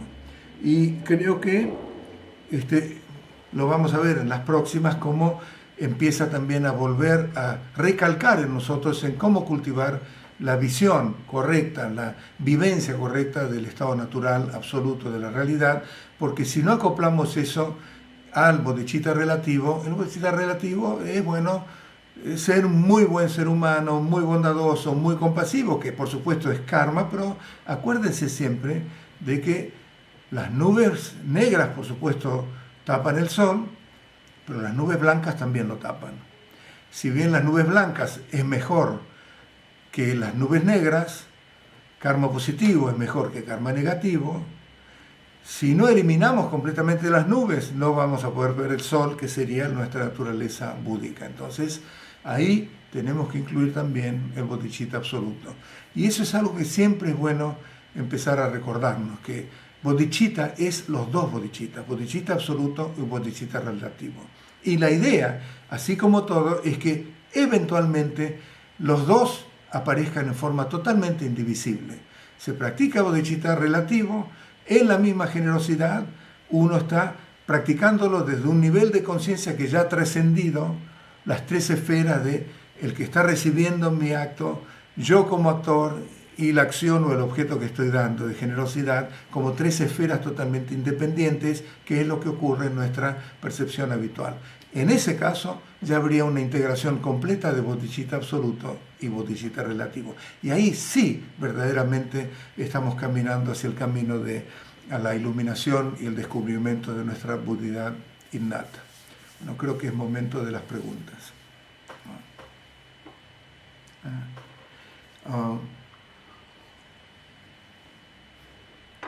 Al final. En encuentros pasados, hablaste sobre la sensación de profunda insatisfacción que muchos experimentamos independientemente de las circunstancias favorables o desfavorables que tengamos en nuestra vida. ¿Hay alguna práctica concreta que podría sugerir para aplicar como antídoto cada vez que surja en nosotros esta sensación de insatisfacción? Gracias. Esa sensación de insatisfacción, yo creo que ya lo mencioné en algunas reuniones pasadas, esa sensación de insatisfacción es como una joya que tenemos. Y parece raro, pero el budismo tiene esas cosas raras, porque realmente es lo que nos empuja en el camino espiritual. Esa sensación de insatisfacción en realidad es algo que ocurre porque estamos viendo que tanto como decís, las situaciones que son placenteras son huecas. Por supuesto, las situaciones que son desagradables nos van a causar insatisfacción. Y siempre lo que hacemos es buscar situaciones placenteras. Pero cuando empezamos a ver que las placenteras también son huecas, ahí estamos realmente viendo que hay como una constante que acompaña cualquier situación que ocurre y que percibimos como ajena a nosotros, que por el hecho de tampoco poder controlarlas, produce esa insatisfacción. Parte del sufrimiento y de esa insatisfacción es la impredivisibilidad que tenemos. No podemos predecir cómo van a ser las situaciones. Vamos a predecirlas, pero muchísimas veces vamos a fallar. Muchas veces predecimos que cuando junte tal factor y tal otro factor, entonces vamos a tener tal resultado. Pero eso no siempre ocurre de esa manera. Y muchas veces no ocurre de esa manera. Esa ausencia de previsibilidad y de poder predecir lo que es una situación, eso es parte también un componente de nuestra insatisfacción. Ahora, hay muchísima gente que tiene esa insatisfacción, no los que buscan el budismo, los que buscamos y que seguimos el camino budista. Para nosotros eso es realmente algo que no soslayamos y que le damos importancia, porque realmente es las cosas tal cual son. ¿Por qué las cosas tal cual son? Porque esa insatisfacción ocurre porque hay un nivel de inteligencia agudo. Mucha gente no percibe ese nivel de huequez, digamos, de las cosas y de las situaciones. Queda estancado en la primera impresión materialista de cómo se presentan y siguen armando, orquestando, distintos factores como para conseguir la felicidad. Pero el hecho de ver que aunque se consiga la felicidad, igual continúa esa insatisfacción, implica un nivel de agudeza, de inteligencia, bastante más elevado, digamos.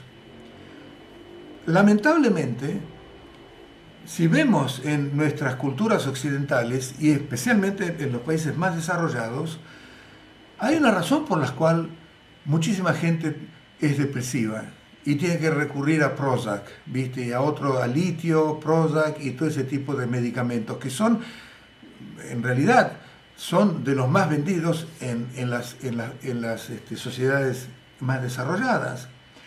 Ahí cómo es, porque de acuerdo con la, digamos, óptica budista, ¿cómo es eso? Es decir, tienen un nivel en que están viendo las cosas más tal cual son, que los otros que ven todo en una primera instancia, digamos, y se quedan en la cuestión totalmente materialista, tal como se presenta en una primera impresión. Estamos diciendo que tiene un mayor nivel de inteligencia, pero eso lo lleva a una depresión, en vez de a un nivel mucho más profundo de riqueza o de lo que fuera. El problema reside en que cuando esa gente percibe las demás cosas, las percibe como esa huequez, que las cosas no tienen mucho sentido, que no vale la pena vivir para conseguir ese tipo de cosas, ya pierden sustancialidad las cosas, que antes se las veía como componentes fundamentales de la felicidad. Muy bien. El problema es que uno se sigue percibiendo como muy sólido. No se percibe como una entidad hueca, que es lo que realmente es, de acuerdo con la naturaleza de las cosas. Bueno, lo venimos diciendo hace mucho. Entonces, estamos en esa discordancia entre el que experimenta que las cosas son huecas, pero que a sí mismo se experimenta como sólido. Y entonces, desde ese punto de vista, se produce entonces la decepción, se produce la frustración, se produce la insatisfacción que lleva, como no hay otros elementos de salida, entonces llevan a Prozac, litio, digamos, depresión o cosas más trágicas como el suicidio y demás. Ahora, no hay una técnica específica, es el camino espiritual, la valoración de nuestra naturaleza búdica, haber encontrado un maestro, haber encontrado enseñanzas, y realmente desarrollar en nosotros que todo eso que está ocurriendo y que nos está causando esa insatisfacción, en realidad es temporario, es adventicio, y también, muy importante, acordarnos de que es como un sueño, de que es como una película. Eso nos va a ayudar mucho. No va a liberarnos de la insatisfacción, pero realmente nos va a ayudar mucho a no sumergirnos en la insatisfacción. Lo que nos da el Dharma es una herramienta enorme como para superar finalmente esa insatisfacción, porque nos liberamos del sufrimiento y alcanzamos además la budidad, y eso nos lo da el budismo, y bueno, recurrimos a eso, no hay otro consejo. Es decir, si no tuviéramos el budismo, ya si nos sumergimos en esa insatisfacción es lo que acabo de describir. Entonces alguien que está practicando el budismo, bueno, esa insatisfacción es el motor, digamos, pero como ya ha puesto todos los objetos mundanos como en un segundo plano, porque lo que prima es el aspecto del camino espiritual, entonces ya no creo que haya otro tipo de consejo mayor que dedicarse a la práctica, valorar nuestra riqueza fundamental del estado de Buda, recordarnos de que todo es como un sueño. Eso parece como es todo el tiempo tenemos que... Eso parece que no tuviera mucha importancia.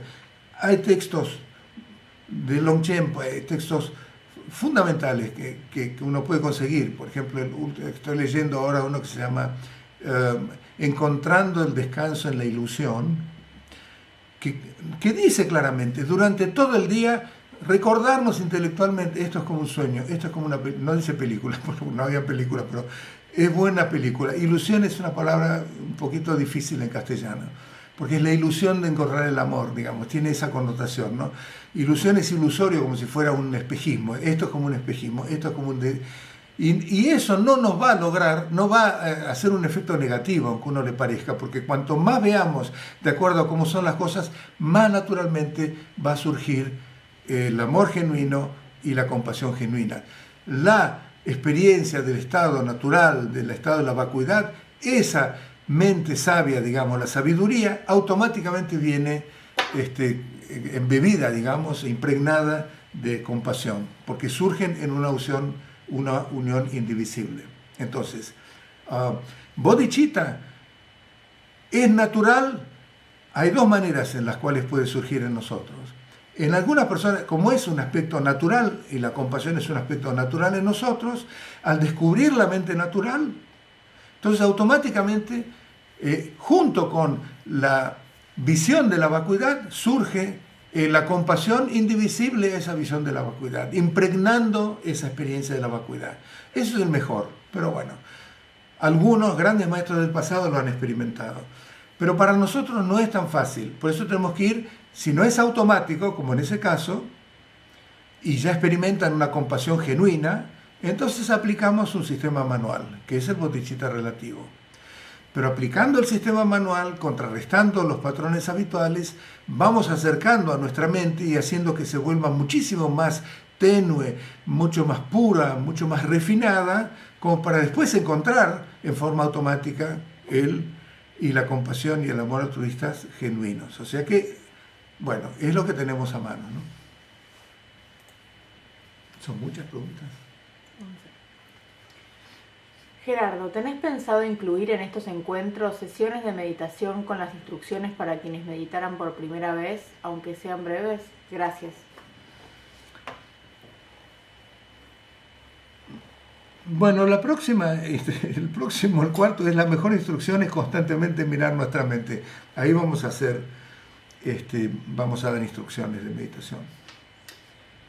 Hola Gerardo, ¿podrías preguntar si hay alguien de Mar del Plata? Dejo mi celu.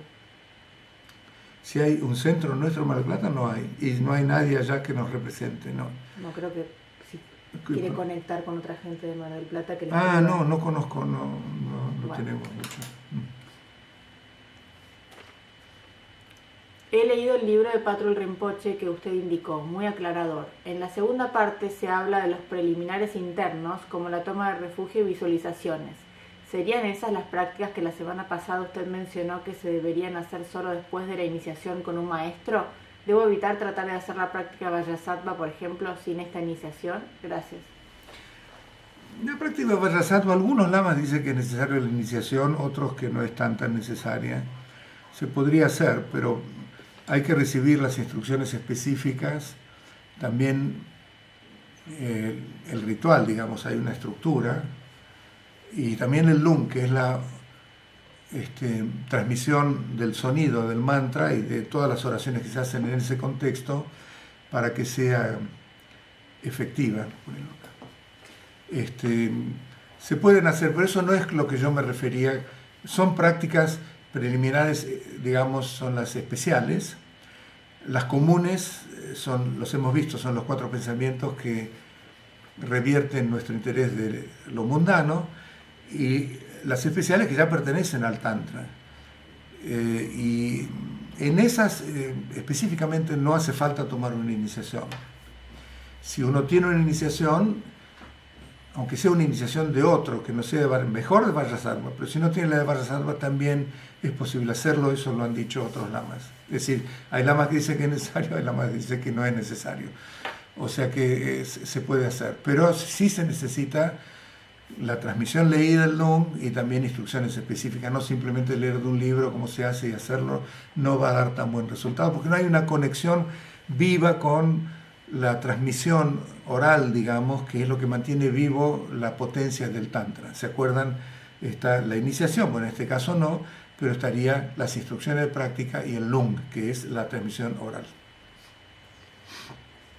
Así como en la persona que vive totalmente apegada a lo mundano y por ende no tiene ningún tipo de insatisfacción, no tiene sentido forzar un camino espiritual, si mirándome con franqueza a mí mismo me diera cuenta de que, a pesar de haber perdido el interés por algunos temas mundanos, aún hay otros a los cuales sigo apegado y aún no estoy dispuesto a soltar, este nivel de apego estaría marcando el nivel de insatisfacción y por ende el nivel de necesidad que definirá qué tan lejos puedo llegar en el camino espiritual. ¿Puede tener éxito el forzar una búsqueda más allá de la propia necesidad? Entiendo que no. Y si así fuera, ¿vale la pena el esfuerzo que exige el camino sabiendo que no llegaré a la iluminación en esta vida? ¿O será que a medida que avanzamos en este camino es posible que nuestra mente vaya progresivamente perdiendo interés por lo mundano? El apego es el gran obstáculo. Realmente, cuanto más apego, entonces más difícil es relacionarnos de una manera sana con las distintas situaciones, y también las frustraciones se intensifican cuando uno está muy apegado. Si uno no está muy apegado con alguna situación que no puede lograr, bueno, no pasa nada, porque fácilmente no crea insatisfacción en la mente, es muy pasajera y uno lo supera rápidamente. Pero si está muy apegado a las situaciones o a los objetivos que está tratando de lograr y no los puede lograr, por supuesto, cuanto mayor, el apego siempre es negativo. En nuestra cultura no se lo considera tan negativo, pero en el budismo se lo considera como muy, muy negativo. Hay muchas distintas formas de apego, están las fijaciones a nivel cognitivo, eso por ahí lo vamos a... Creo que ya mencioné en algún momento, y tiene distintos niveles de manifestación, pero si hay una mínima noción de apego, uno queda anclado al samsara. Es así de categórico, ¿no? Entonces, es verdad que conseguir la iluminación en esta misma vida es posible, muchos lo han logrado, claro que en general son gente que se ha dedicado full time, digamos, profesionales de la práctica del bodhicitta y de todo este sistema. Haciendo una vida normal como la nuestra, cualquier práctica que hagamos, digamos, con la buena intención, con bodhicitta, con todo este tipo de factores que estamos hablando, no se pierde nada, no se pierde ni siquiera minutos de meditación en los cuales uno dijo, bueno, estuve muy distraído, lo que fuera. Toda la práctica que hacemos, eso deja como siempre, impresiones en nuestra conciencia, y si no lo podemos terminar en esta vida, entonces van a condicionar un mejor renacimiento en el futuro, con conexión con el Dharma. Pues necesitamos una conexión para seguir, es decir, ¿cómo vamos a crear esa conexión? No es que hay un Dios que nos da la conexión o hay alguien que nos la regala, sino que es lo que hemos hecho en esta vida se refleja en la vida futura. Y si en esta vida hemos dedicado a la práctica del Dharma, con nuestras falencias y con nuestras limitaciones, pero igual con sinceridad, digamos, porque estamos siguiendo el camino, con bodhicitta y demás, seguramente es algo que no se pierde y que se manifiesta en muy buenas condiciones o condiciones más favorables en la próxima vida para continuar el camino. Se dice que distintos tipos de prácticas, especialmente en el Tantra, en un tipo de Tantra, uno después de tantas vidas alcanza la iluminación, en otro tipo después de 7 vidas, en otro tipo después de 3 vidas, o sea que está bastante condicionado, bastante relacionado con el tipo de práctica que uno hace, pero cualquier práctica que hagamos sin ser tan ambicioso, digamos, seguramente haciéndolo con bodhicitta, como estuve explicando, va a resultar en una condición favorable en la próxima para continuar el camino. ¿La aspiración por la condición de los otros seres es suficiente o es necesario practicar la compasión de forma práctica con los otros? ¿Cómo? No sé si hay un error de tipeo, quizás lo puede volver a... ¿Se podría repetir la aspiración? Para... A ver, ¿se puede repetir la pregunta? Porque a ver, la aspiración para la condición de los otros seres, ¿es suficiente o es necesario practicar la compasión de forma? Sí, a ver. Bueno, vamos a la próxima pregunta y hagan, Silvia, si podrías hacer esa pregunta de vuelta. Buenas noches. ¿Usted recomienda la práctica del Tonglen para entrenar el bodhicitta? Bueno, absolutamente sí. Sí, la recomiendo con sus limitaciones y también no con sus limitaciones. Vamos a tener muchas limitaciones. Una es esa, decir, bueno, no pasó nada. Otra es el miedo de cómo voy a tomar todo este sufrimiento, entonces voy a cargarme de karma horrible, me van a agarrar todo tipo de enfermedades y estoy dando todo lo que me costó tanto conseguir a todos los demás seres. ¿Qué va a hacer de mí? Ese tipo de cosas justamente van a surgir, pero hay que hacerla. La idea es desarrollar ese coraje dentro de nosotros que va a hacer que realmente nos volquemos para beneficiar a los demás seres. Es así. Cuando un grandísimo maestro de nuestro linaje, Drukpa Kunle, que era un maestro que se llama como los mad yogis, ¿no? Un yogi, digamos, insano, loco por las acciones anticonvencionales que hacía, pero era un Buda completo. Cuando fue En Lhasa, en la capital del Tíbet, está la primera imagen de Buda. Es una estatua de Buda, se llama Yogo, que fue la primera que se trajo al Tíbet en el siglo VII, creo, una cosa así. Siglo VII o octavo, ¿no? Y entonces se convirtió en lo más... todos los grandes maestros siempre la fueron a visitar. Cuando uno va al Tíbet tiene que ir ahí porque es una imagen súper, súper sagrada. Y por supuesto Drupa Golek fue. Y entonces ante esa imagen dijo, de entrada, vos sos igual que yo, porque vos sos un Buda y yo también soy un Buda. Pero vos te dedicaste siempre a beneficiar a los demás y por eso lograste la completa budidad. Y yo siempre me dediqué a beneficiarme a mí mismo antes que a los demás y por eso sigo dando vuelta en samsara. Por eso se justifica que yo haga esta postración y me postre ante vos, ¿no? Bueno, o sea que es eso. Y Shantideva, en el libro fundamental del desarrollo del bodhicitta, que está traducido al castellano, que es el camino del Bodhisattva, Bodhicharya Avatara o Bodhisattva Charya Avatara, son el manual del Bodhisattva, digamos, dice, empieza toda la felicidad que hay en el mundo, ocurre cuando uno actúa para beneficiar a los demás. Toda la infelicidad que existe en el mundo es cuando las acciones están centradas en uno mismo. Es así, muy pragmático, ¿no? O sea que sí, Tonglen nos va a costar porque tenemos un bagaje enorme de egocentrismo, pero cuanto más lo practicamos, más naturalmente se va a volver. ¿Ok? Bueno, vamos con la anterior. ¿Es suficiente la aspiración por la condición de felicidad de los otros o es necesario que la compasión se practique en la acción hacia los demás? No.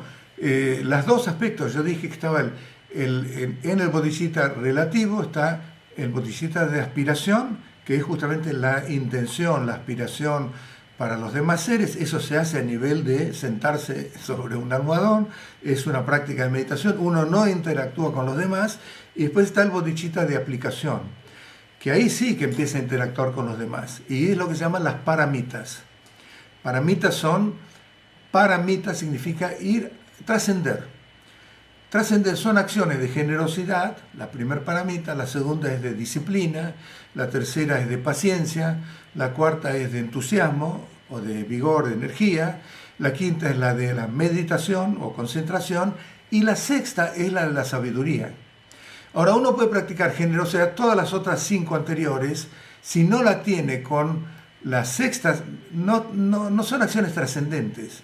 Lo que hace que la acción de generosidad sea trascendente es que está acoplada al bodhicitta absoluto, como expliqué, que sería la paramita de la sabiduría. Esto lo vamos a ir viendo en el transcurso del texto, porque el texto va una por una.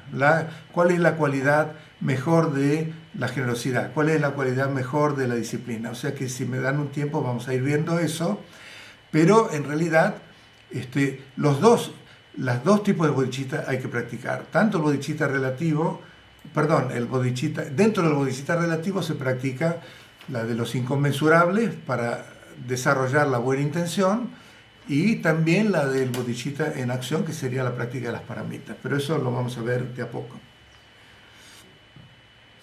¿Qué pasa con la compasión innata en las personas psicópatas que nunca cambian a lo largo de su vida? ¿Un asesino serial, un torturador o simplemente alguien que disfruta lastimando a los demás?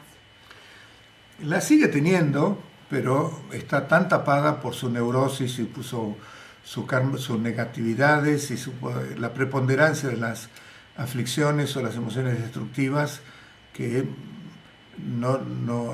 de ninguna manera hay aspectos que prevalen, digamos que dentro de esa estructura de la conciencia lo que más prevalece es lo negativo y está muy tapado lo positivo, pero igual está ahí. Y probablemente esa persona enorme, negativa, que odia a los demás y que es muy maligna, por ahí tiene un amorcito con el cual tiene un punto blando, ¿no? O sea que no se puede decir que no se manifieste, pero desde ya que no quiere decir que esa compasión innata se haya extinguido en esa persona. Por ahí no se manifiesta, es parte de su naturaleza absoluta. Pues si tapamos el sol con nubes negras fenomenales, ¿viste? Nos olvidamos de que hay sol, digamos. Los rayos del sol ni pueden surgir, ¿no es cierto? En el contexto de la pandemia, la medicina ha enfrentado en algunos lugares el dilema de decidir a quién salvar y a quién sacrificar. ¿Cómo se resuelve desde el punto de vista del budismo?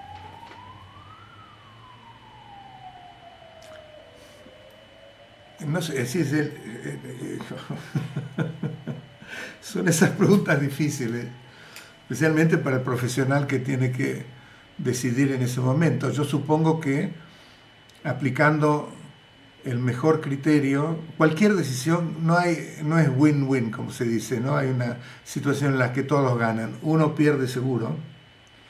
Y ahí entonces el mejor criterio, siempre que la acción que se hace tiene que ser acompañada por un buen discernimiento. Entonces si uno tiene que decidir y ve que en un caso está una madre con 5 hijos y en el otro caso es una persona que ya tiene 90 años y que, digamos, no tiene tantos que estén dependiendo de esa persona, bueno, ahí está ese discernimiento y hacerlo de la manera más pura posible. Yo supongo, yo tampoco soy sabio ni nada, pero yo supongo que lo encararía de esa manera.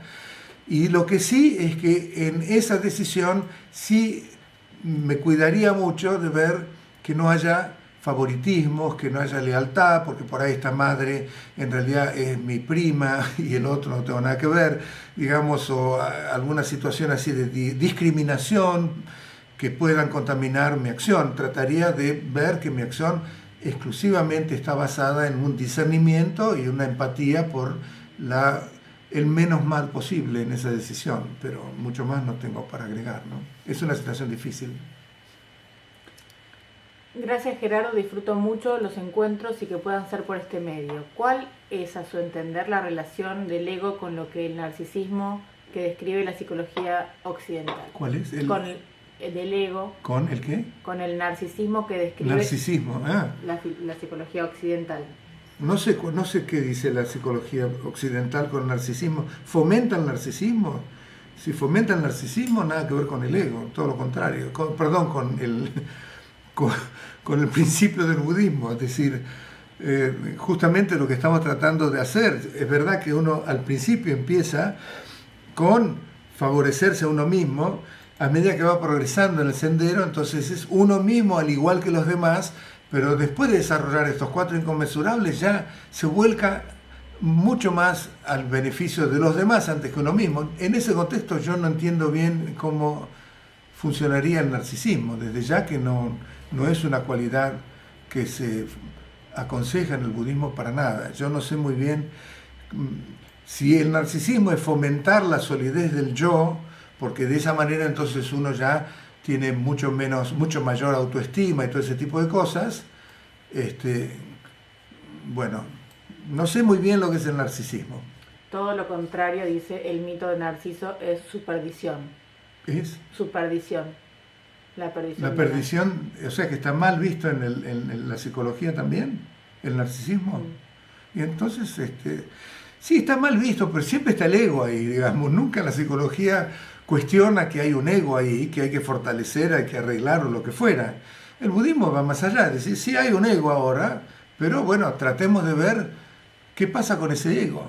Otra de las limitaciones de la psicología es que las emociones destructivas se las amansa, se las maneja, se las, digamos, neutraliza de alguna manera, pero no hay, por lo que yo sé, por ahí me equivoco, no hay un principio de que son falaces, no tienen ninguna cognición válida, son, digamos, no, y se pueden destruir y se pueden erradicar completamente.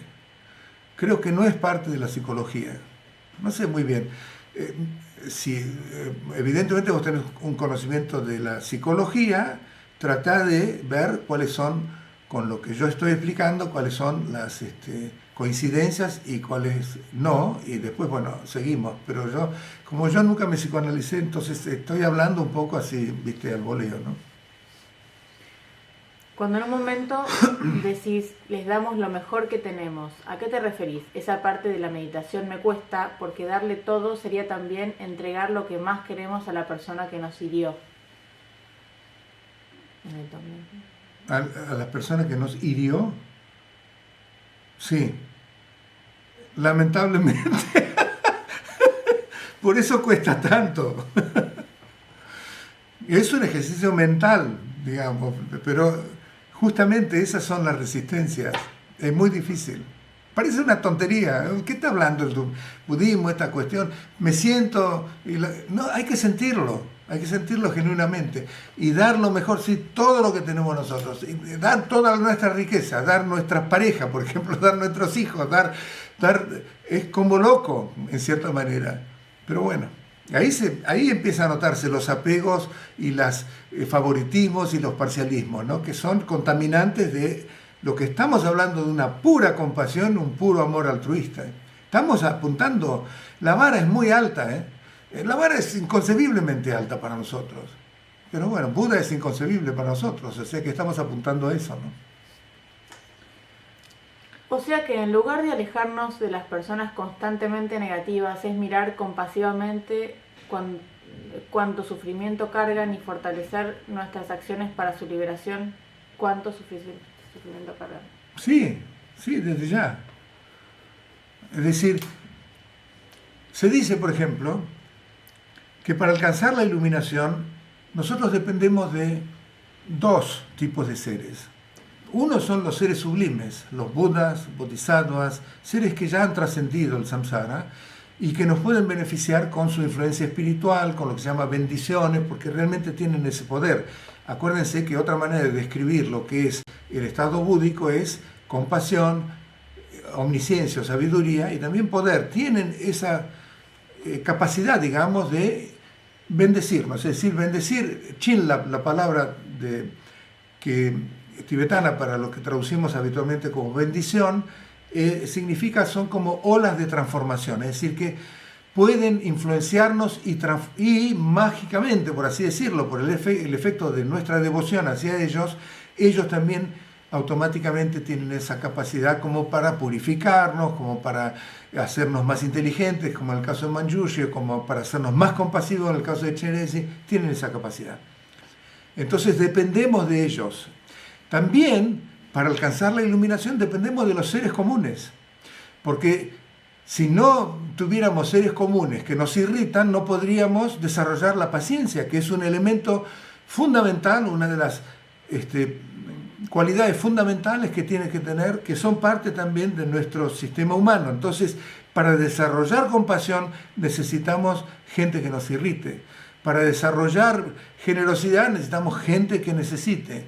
Para desarrollar disciplina moral, digamos, y ética, necesitamos gente que nos seduzca a un mal camino, digamos, a romper o a actuar de una forma negativa, y así sucesivamente. O sea que necesitamos también los seres comunes que nos dan la oportunidad de practicar generosidad, practicar disciplina, practicar paciencia y todo lo demás. Entonces sí, todo forma parte de como nuestro material de trabajo, es decir, los seres comunes, así también como los seres sublimes, ¿no? Los cuales hacemos ofrendas, nos postramos, todo ese tipo de cosas, necesitamos eso también. Son todos elementos que van contrarrestando la situación esta egoica de mantener un sistema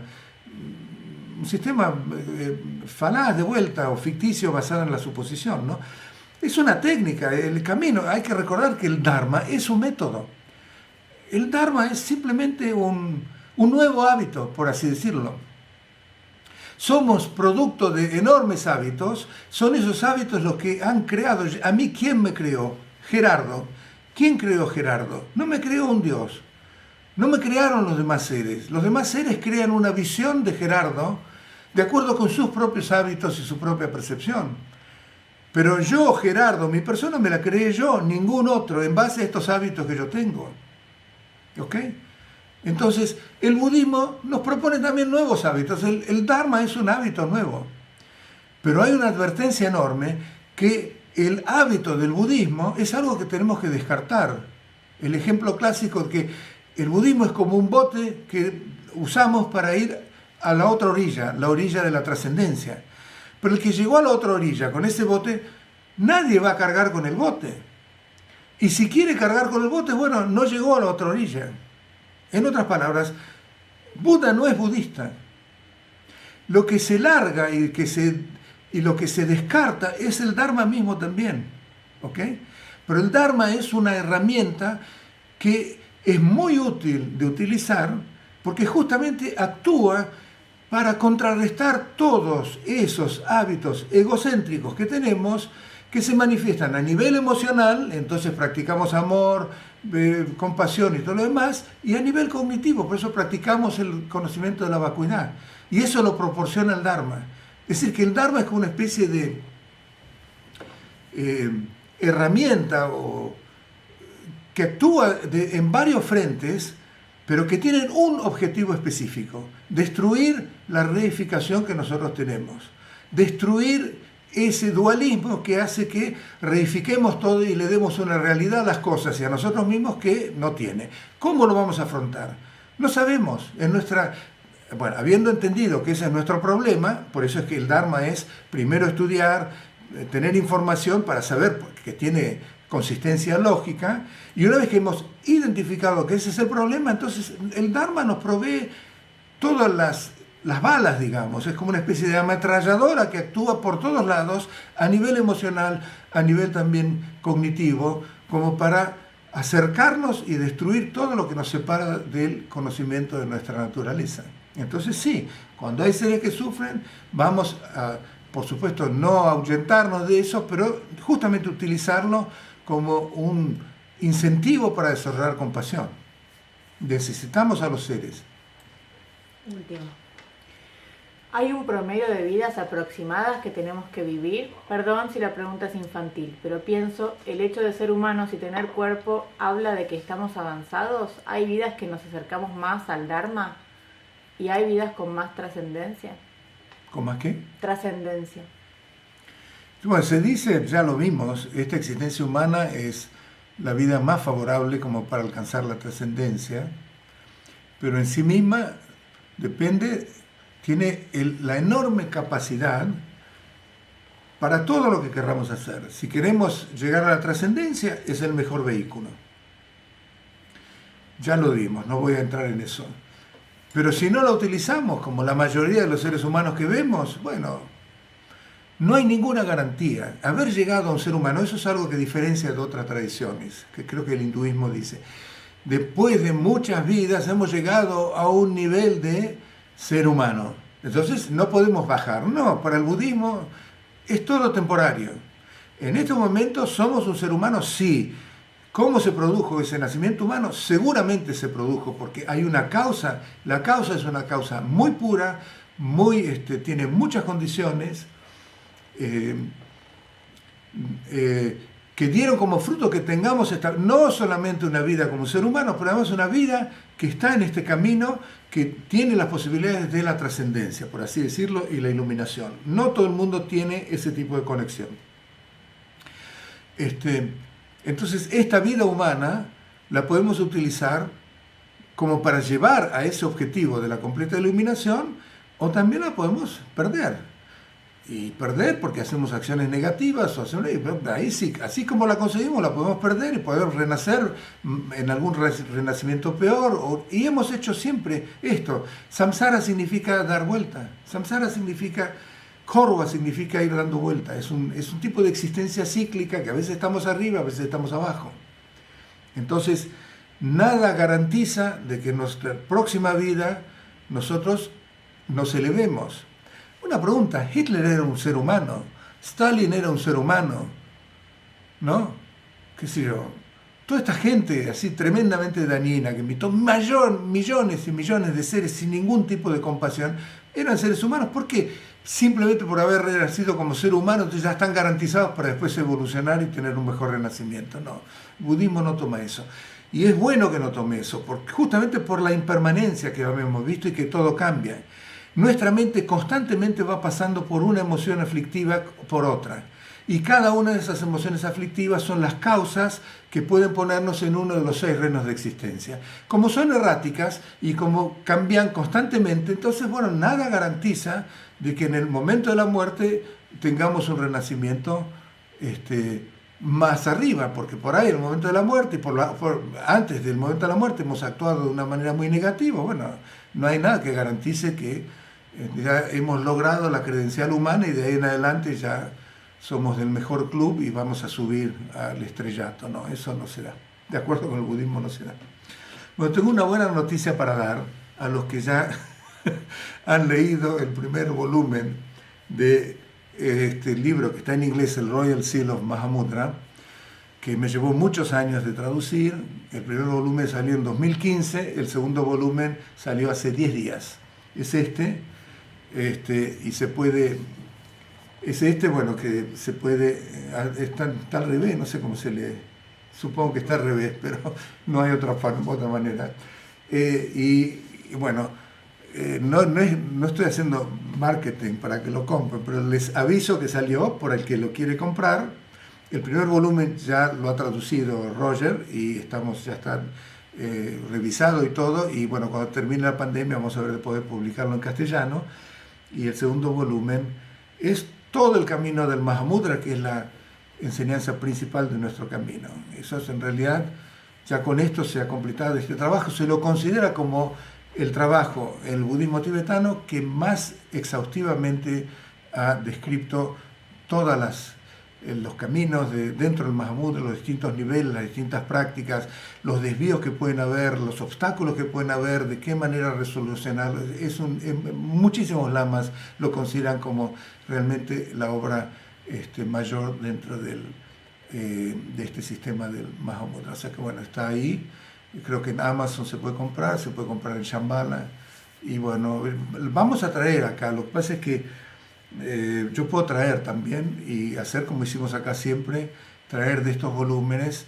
Lo que pasa es que no hay esta cuestión presencial de dar el libro, es decir, habría que organizarse, que alguien venga a buscarlo. Se puede hacer. Yo ya pedí las cotizaciones, vamos a la próxima reunión, voy a decir cuánto saldría acá, y los que quieran anotarse para conseguir un volumen acá pueden hacerlo. Entonces, en base a eso veo cuántas copias pedir. ¿Ok? Listo, nos vemos la semana que viene. Muchas gracias. ¿Repetís el nombre del libro? Yo ahora El libro es The Royal Seal of Mahamudra, el sello real del Mahamudra, volumen 2. Y está el volumen 1 también. Por supuesto que el que no leyó el volumen 1 tendría que leer el volumen 1 y después seguir, si le gustó, con este segundo volumen. ¿Ok? Bueno, nos vemos. Chao.